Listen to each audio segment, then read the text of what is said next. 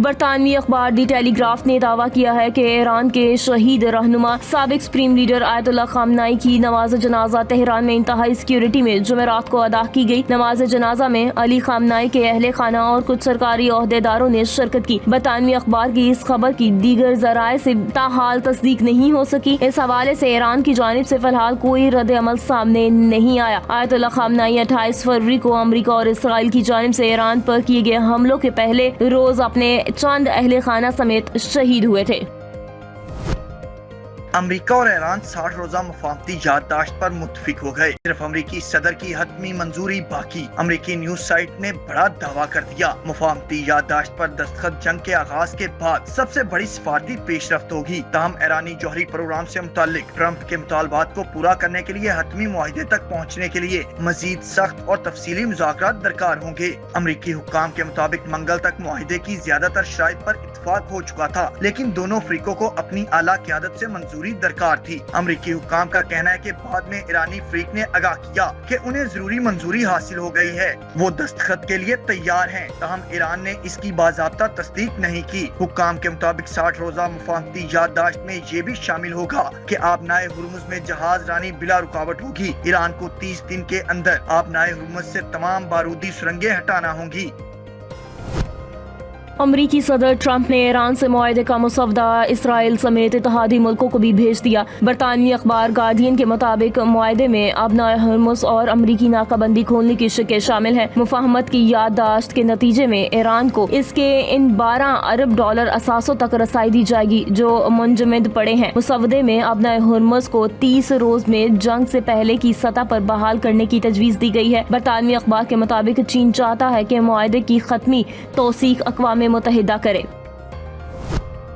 ایران کے ساتھ ابھی معاہدہ نہیں ہوا، دونوں ممالک معاہدے کے بہت قریب ہیں۔ صحافیوں کے ساتھ گفتگو میں امریکی نائب صدر جے ڈی وینس نے کہا کہ ایران امریکہ کے ساتھ معاہدہ کرنا چاہتا ہے۔ امریکہ اور ایران جنگ بندی میں توسیع کے معاہدے پر کافی پیش رفت ہوئی ہے، چند اہم نکات پر بات چیت کر رہے ہیں۔ صدر ڈونلڈ ٹرمپ ابھی معاہدے کی منظوری کے لیے تیار نہیں، مزید پیش رفت کے بعد صدر معاہدے کی توسیع کی پوزیشن میں ہوں گے۔ جے ڈی وینس کا کہنا تھا کہ یہ کہنا مشکل ہے کہ صدر ٹرمپ ایران کے ساتھ مفاہمتی یادداشت پر کب دستخط کریں گے۔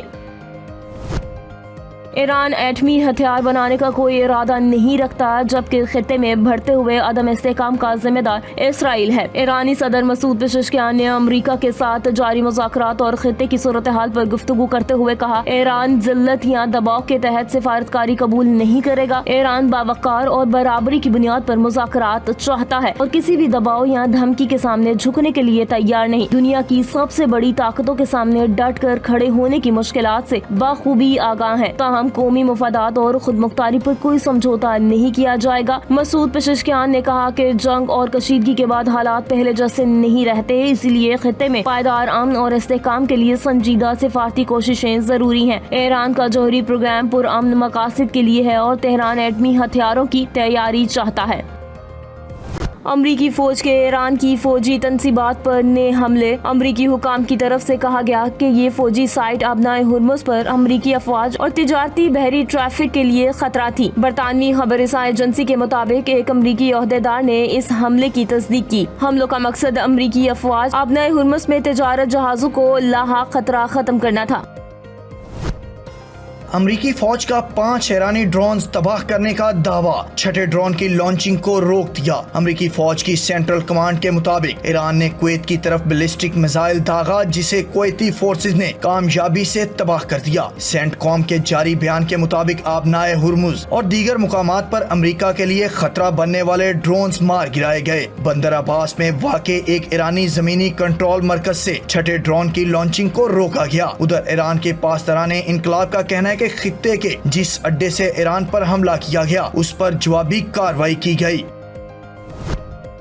صہیونی ریاست اپنے بدترین انجام کے قریب پہنچ چکی ہے۔ آیت اللہ علی خامنائی نے 10 سال پہلے اسرائیل سے متعلق پیش گوئی کی تھی، صہیونی ریاست اگلے 15 برس دیکھ نہیں پائے گی۔ ایرانی سپریم لیڈر سید مجتبی خامنائی کا ایرانی پارلیمنٹ کے نئے سیشن کے افتتاح پر بیان، کہا قوم کو جھکانے کے لیے دشمن تفرقہ ڈالنے کی سازشوں میں مصروف ہے، جنگ مسلط کرنے، اقتصادی دباؤ ڈالنے اور سیاسی پراپوگنڈا کے بعد دشمن نئے منصوبے پر عمل پیرا ہے۔ امریکہ اور اسرائیل اسرائیل فوجی شکستوں کو چھپانے کے لیے ایرانی قوم میں تقسیم کی کوشش کر رہا ہے۔ دشمن کے اقدام کا مقصد ایرانی قوم کو گھٹنے ٹیکنے پر مجبور کرنا ہے۔ پاسداران انقلاب نے دعویٰ کیا کہ دشمن جان لے کہ جارحیت کا جواب ضرور دیا جائے گا۔ امریکہ نے اگر دوبارہ حملہ کیا تو ہمارا رد عمل زیادہ فیصلہ کن ہوگا۔ نتائج کی ذمہ داری جارح فریق پر ہوگی۔ پاسداران انقلاب کا مزید کہنا تھا کہ 3 جہازوں کو ابنائے ہرمز میں داخلے سے روکا ہے۔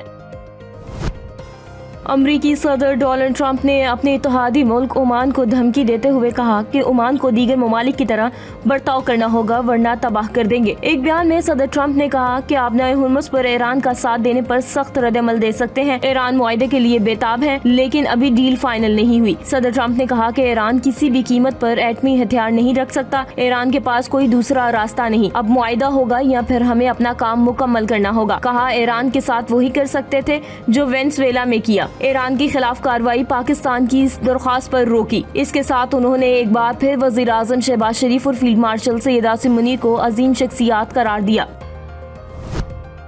امریکی وزیر خارجہ مارکو روبیو نے کہا کہ یاد دلانا چاہتا ہوں ایران سے معاہدہ نہ ہونے پر دیگر آپشنز استعمال کریں گے۔ کابینہ اجلاس میں گفتگو میں کہا کہ ایران سے معاہدے کے حوالے سے کچھ پیش رفت ہوئی ہے۔ آئندہ چند گھنٹوں اور دنوں میں صورتحال واضح ہو جائے گی۔ یہ بات واضح ہے کہ ایران ایٹمی ہتھیار نہیں بنا سکتا۔ مارکو روبیو نے کہا کہ صدر ٹرمپ کی ہمیشہ یہ ترجیح رہی ہے کہ ان معاملات کو مذاکرات کے ذریعے حل کیا جائے۔ میں صرف سب کو یاد دلانا چاہتا ہوں کہ اگر یہ راستہ کام نہ کرے تو آپ کے پاس کوئی دوسرے آپشنز بھی موجود ہیں۔ بولے اصل بات یہ ہے کہ ہم مذاکرات اور سفارتکاری کے راستے کو ترجیح دیتے ہیں اور چاہتے ہیں کہ اسے کامیاب ہونے کا ہر ممکن موقع دیا جائے۔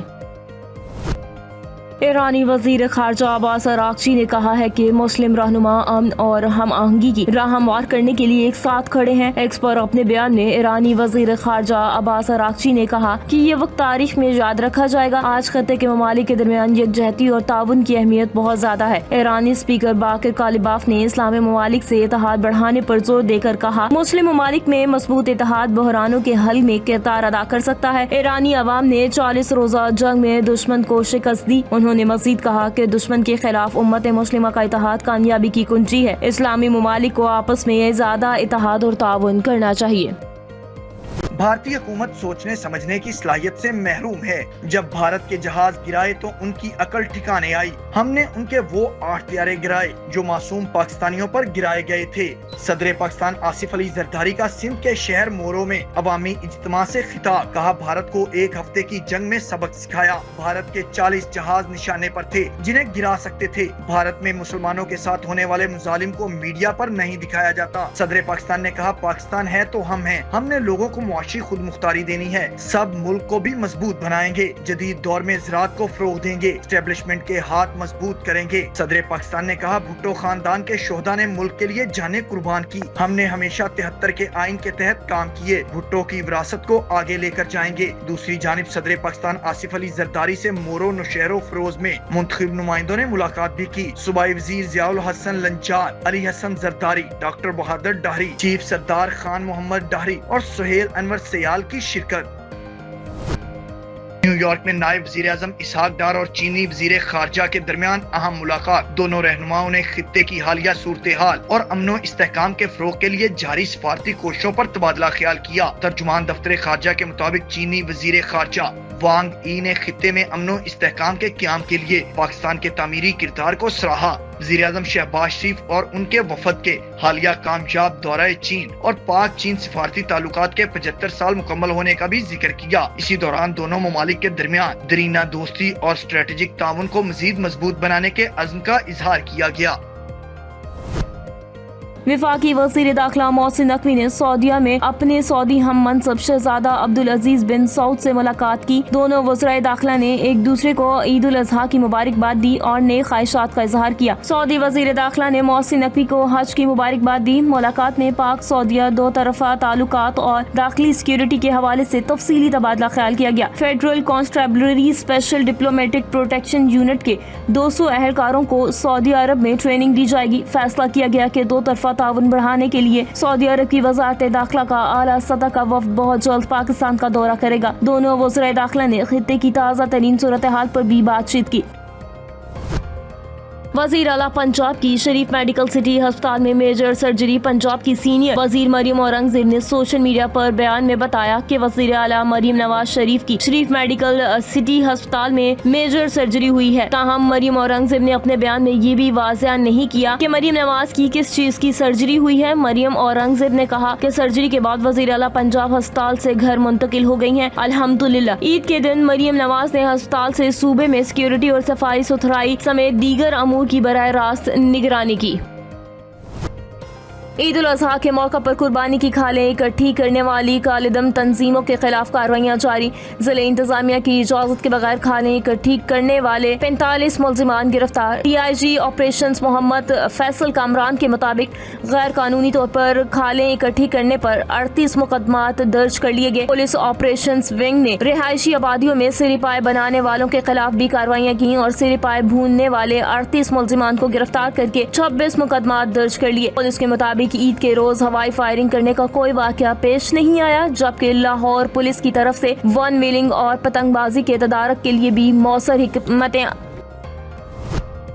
मुल्क के बेशतर इलाकों में शदीद गर्मी की लहर बरकरार रहने का इम्कान। बाज़ शहरों में बारिश और तेज हवाओं की पेशगोई। महकमे मौसमियात के मुताबिक पंजाब के बेशतर अजला में मौसम शदीद गर्म और खुश्क रहेगा। ताहम लाहौर, हाफिजाबाद, शेखपुरा, गुजरावाना, गुजरात, सियालकोट, नारोवाल और गिरदुनवाह में चंद मकामात पर तेज हवाओं और गरज चमक के साथ बारिश मुतवक्के है। इस्लामाबाद और इसके गिरदुनवाह में भी दिन के औकात में शदीद गर्मी बरकरार रहेगी, जबकि रात के वक्त मुख्तलिफ इलाकों में आंधी और बारिश का इम्कान जाहिर किया गया है। खैबर पख्तूनख्वा के बेशतर इजलाह में भी मौसम गर्म और खुश रहने की तवक्को है, जबकि मैदानी इलाकों में गर्मी की शिद्दत मजीद बढ़ सकती है। दूसरी जानिब सिंध के बेशतर इजलाह शदीद गर्मी की लपेट में रहेंगे, जबकि बलोचिस्तान के बेशतर इलाकों में मौसम गर्म और खुश रहने का इम्कान है।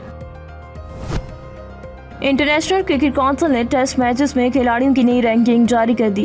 टेस्ट बैटिंग रैंकिंग में इंग्लैंड के जो रूट की पहली पोजीशन बरकरार, इंग्लैंड के हैरी ब्रॉक की दूसरी, जबकि ऑस्ट्रेलिया के टेरेविस हेड की तीसरी पोजीशन बरकरार। पाकिस्तान के बैटर बाबर आजम एक दर्जा तरक्की के बाद 22वें नंबर पर आ गए। सलमान अली आगा की 2 दर्जे तरक्की 27वीं पोजीशन पर आए। टेस्ट मैचेस की बॉलिंग रैंकिंग में भारत के जसप्रीत बुमराह का पहला नंबर है, जबकि पाकिस्तानी स्पिनर नुमान अली 2 दर्जे तनाजली के बाद 7वीं पोजीशन पर चले गए।